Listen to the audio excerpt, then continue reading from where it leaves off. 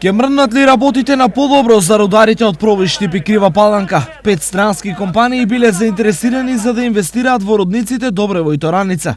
Нивни представници веќе биле во Пробиштип и Крива Паланка, ги разгледале рудниците, но конечната одлука ќе ја соопштат до средината на јануари.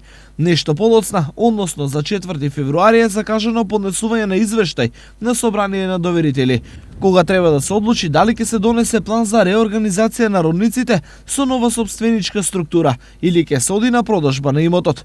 Во меѓувреме, рударите на кои Индоминерали им остана должен 3 плати по 5 месеци без денар, конечно добија мал финансиски надомес за 10 дена од 19 ноември до крајот на истиот месец, кој им бил исплатен преку Агенцијата за вработување. Како технолошки вишок, рударите ќе добиваат помеѓу 7 и 10.000 денари, но најмногу до 6 месеци. Бидејќи ваков финансиски надомест им следува за 1 месец на секој навршени 2 години работа во рудникот.